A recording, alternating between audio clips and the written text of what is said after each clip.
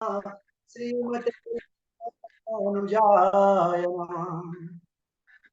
लंबोदरं परमसुन्दरेकदन्तं पीताम्बरं त्रिनयनं परं पवित्रम् उद्धदिवाकरनिभोज्ज्वलकान्तिकान्तं विघ्नेश्वरं सकलविघ्नहरं नमामि। शरीरं स्वरूपं ततो वा कलत्रं यच्च चारुचित्रं धनं मेरुतुल्यम् मनश्चैन लग्नं श्रीगुरुर्पिद्ये ततः किं ततः किं ततः किं ततः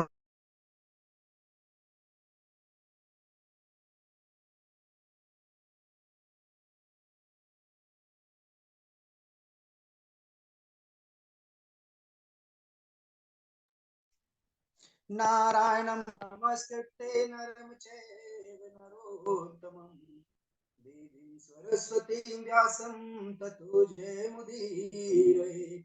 जयतु देवो देवकी नन्दनोऽयं जयतु जयतु कृष्ण वृषेणवंश प्रदीपः जयतु मेघश्यामलः कोमलाङ्गं जयतु पृथ्वीभारनाशो मुकुन्द कृष्ण तुदीय पद पंकज पंजरान्ते अतएव मे विशतमानस राजहंस प्राण प्रयाण समये कपिवात कंठावरोदन विदो स्मरण कुतस्ते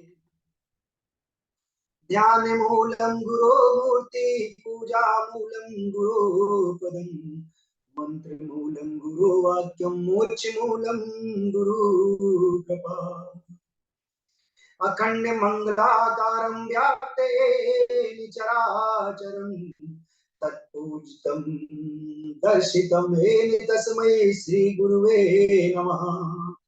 ब्रह्मानंदं परम सुखं केवलं ज्ञानिमूर्तम् द्वान्दान्ति विगणादृशस्यं तत्मायादिलक्षणम्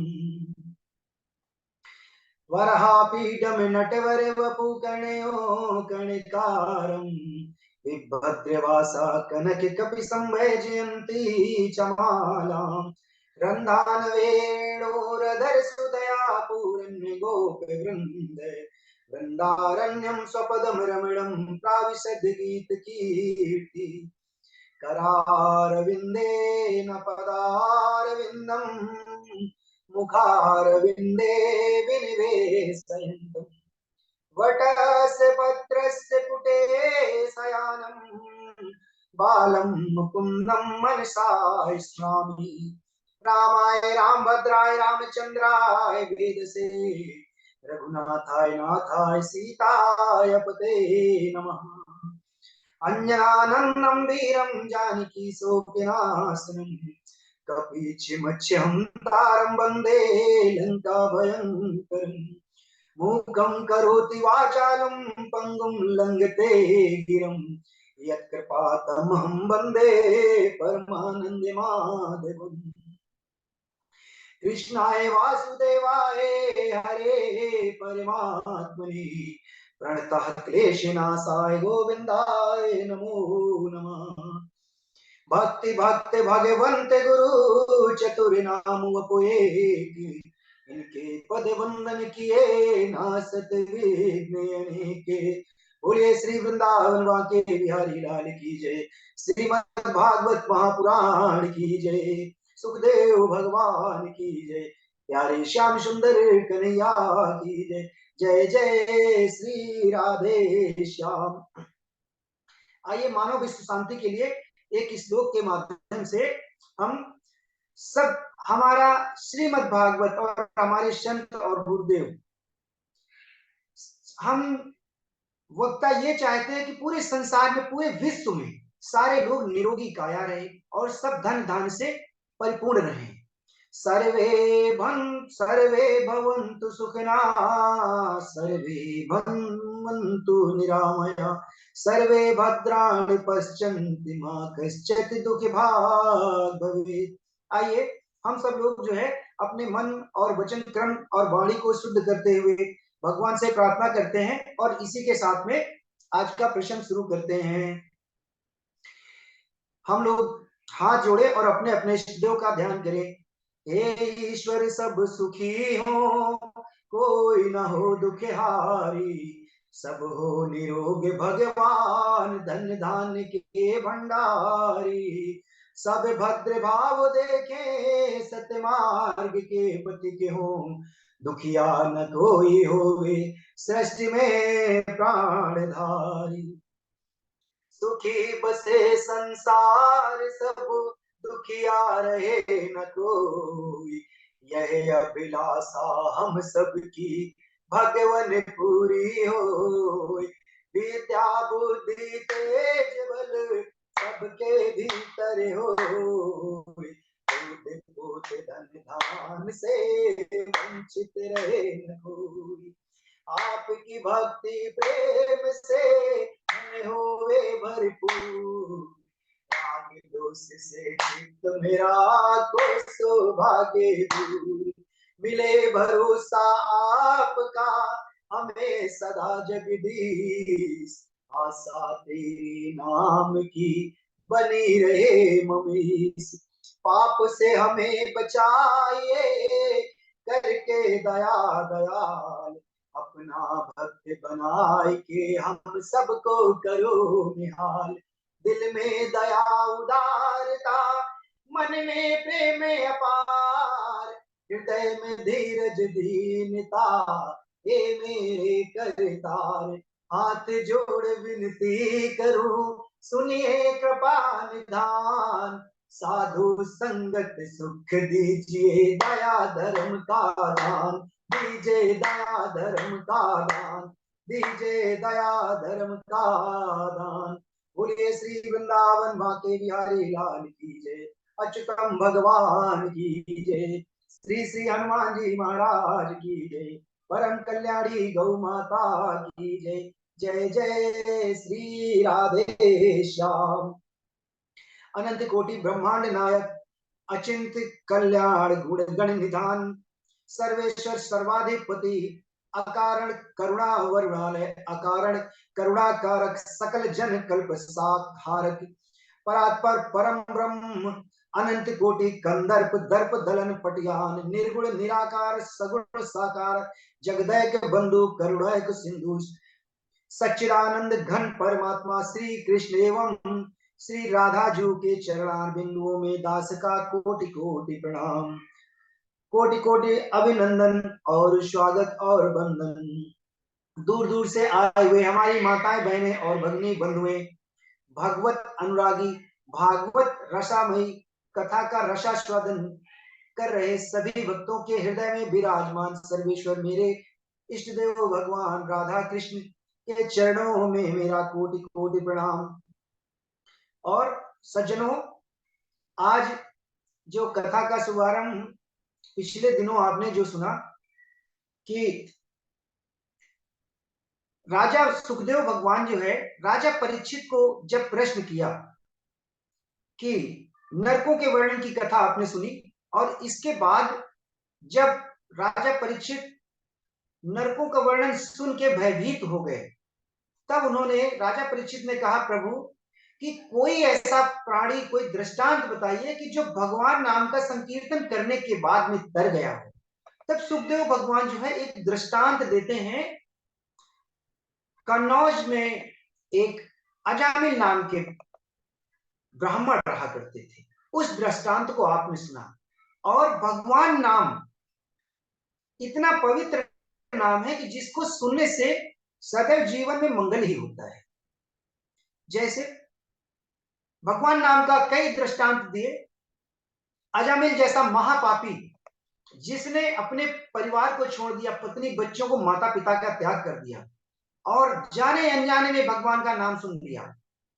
मेरे प्रभु हनुमान जी ने भगवान का नाम सुना तो उनके हृदय में साक्षात माता जानकी और मेरे प्रभु राम विराजमान हो जाते हैं।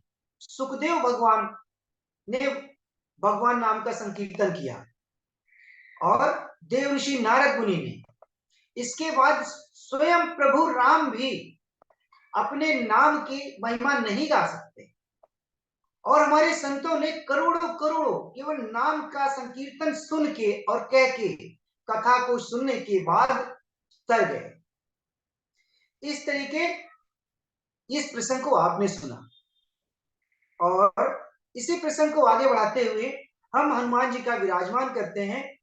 आये हनुमंत विराजिए, कथा करो मति अनुसार, प्रेम सहित दीन धरु, पधारिये पवने कुमार, पधारिये पवने कुमार। अब राजा परीक्षित कहते हैं कि प्रभु आपने राजा अजामिल की कथा को सुनाया, और अब मुझे वो कथा सुनाइए जो कि छठवें स्कंद को पोषण कहा गया। यहाँ पे देखिए, हमारे संतों ने कहा कि कहते हैं कि पोषण किसे कहते हैं? भगवान पालन करते हैं सृष्टि का, पोषण करते हैं और बाद में संहार कर देते हैं। भगवान आदि और अनंत, पहले भी थे, अब भी हैं और आगे भी रहेंगे।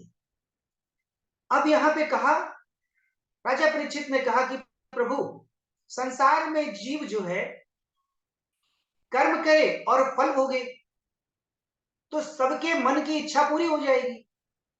तो वहां राजा परीक्षित कहते हैं कि प्रभु भी भगवान की क्या जरूरत? तो कहते नहीं नहीं, भगवान की जरूरत है। अगर व्यक्ति पढ़ा लिखा होने के बाद में करोड़ रुपए कमाता है और अपने ही बलबूते, अपनी ही ताकत, अपनी ही बुद्धि से शुभ कर्म करता है, तो कहते हैं यही दृष्टांत जो है कुरुक्षेत्र में भगवान श्री कृष्ण अर्जुन को दे रहे हैं, और वही उपदेश गुरुदेव भगवान राजा परीक्षित को दे रहे हैं। कहते हैं कि चाहे व्यक्ति जितना धन कमा ले, चाहे जितना ज्ञानी हो जाए, लेकिन भगवान तो सर्वोपरि है। आखिर अंतोगत्वा भगवान की शरणागति ग्रहण करनी ही पड़ेगी, जिससे आपको मोक्ष की प्राप्ति हो जाए। जब कहे कि अगर व्यक्ति पढ़ लिख के धन कमाए और धन कमाने के बाद में कभी भगवान नाम का संकीर्तन न करे, चिंतन न करे, तो वो हमेशा नरकगामी ही होता है। चाहे जितने बड़ी तपस, मतलब चाहे जितना धन कमा ले, चाहे जितने लोग उसकी जय जयकार करने की। कहा जाता है कि जैसे दूसरा दृष्टांत दिया कि एक अपराधी अपराध करता है, तो कहा जाता है जज के पास जाता है और जज उसे मृत्यु दंड सुना देता है, लेकिन अधिकार किसके पास है? मृत्यु दंड उस व्यक्ति को मिला है, और मृत्यु दंड टालने के लिए सर्वोपरि राष्ट्रपति का अधिकार होता है। तो इसी तरीके से हमारे जीवन में हमें मोक्ष और मुक्ति प्रदान करने के लिए भगवान श्री कृष्ण की शरणागति ग्रहण करनी ही पड़ेगी। कहते हैं कृष्णम वंदे जगत गुरु, पूरे संसार के जो जगत गुरु हैं वो एकमात्र श्री हरि हैं। इस दृष्टांत को जब आगे दिया तब दक्ष महाराज इधर सुखदेव भगवान राजा परीक्षित को कहते हैं, हम तुम्हें दक्ष के संतप्ति के वर्णन सुनाता हूं। और जब सुखदेव भगवान कहते हैं कि प्राचीन वहीर के पुत्र प्रचेताओं के यहाँ पे भगवान की कृपा से दक्ष का जन्म हुआ, और दक्ष का विवाह प्रजापति 5 जन की पुत्री अस्मि से हुआ, जिससे हरिवस्व नामक 10,000 पुत्रों का जन्म हुआ। जब पिता की आज्ञा थी कि जो है संसार में रह के विवाह करिए और संसार को बढ़ाइए, पुत्रों ने कहा ठीक है पिताजी, मैं आपकी आज्ञा का पालन करता हूं।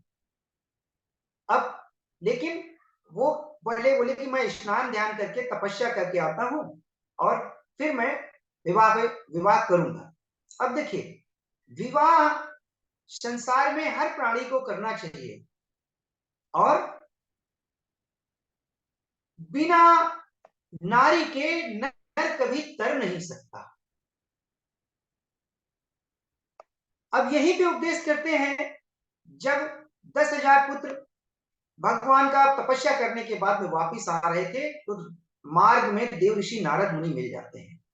और जब देव ऋषि नारद मुनि मिलते हैं तो कहते हैं कि आप कहाँ गए थे? बोले कि हम भागवत परायण और निष्कपट हृदय को देखकर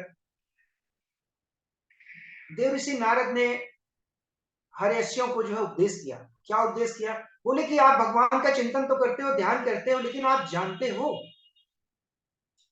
इसलिए आप चिंतन करने गए हो कि हम अपना परिवार बढ़ाएंगे, विवाह करेंगे और सांसारिक आनंद लेंगे, विषय वस्तु में हम लिप्त रहेंगे। तब देव ऋषि नारद मुनि कहते हैं कि हे पुत्रों, हमारे एक प्रश्न का उत्तर दीजिए। क्या? कि ऐसा बिल, कोई एक ऐसा बिल बताइए जिसमें जाने का तो रास्ता है लेकिन आने का रास्ता नहीं है। अब जब हर्षियों ने सुना तो बड़े चिंतित हो गए। बोले हे महाराज, मैं तो ऐसा नहीं सुना कि जिस रास्ते पे जाने का रास्ता हो और आने का रास्ता न हो। तत्काल देव ऋषि नारद मुनि दूसरा प्रश्न कर देते हैं और क्या कहते हैं कि ऐसी नदी बताइए जो दोनों दिशाओं में बहती हो। अब वो 10,000 पुत्र फिर आश्चर्यचकित हो गए। उसी समय तीसरा प्रश्न देव ऋषि नारद मुनि ने कहा कि ऐसा घर बताइए जो कि ईंट गाड़ा 25 पदार्थों से बना हुआ हो, और ऐसा हंस बताइए जो तरह तरह की वाणी निकालता हो। चारों प्रश्न जब उन बच्चों ने सुना तो उसका उत्तर उनके पास नहीं था। बोले बताइए, तुम तपस्या करके आए हो और संसार में परिवार बसाने जा रहे हो, विवाह करने जा रहे हो, तुम्हें इन 4 प्रश्न का उत्तर नहीं पता है? अब चारों बालक बोले, देव ऋषि नारद मुनि को परिक्रमा करते, दंडवत प्रणाम करते, हे गुरुदेव, इन चारों प्रश्नों का उत्तर आप ही दे दीजिए। अब कहते हैं यही उपदेश जो है भगवान श्री कृष्ण जो है गीता में कर रहे हैं और अर्जुन को उपदेश करते हैं। क्या कहते हैं?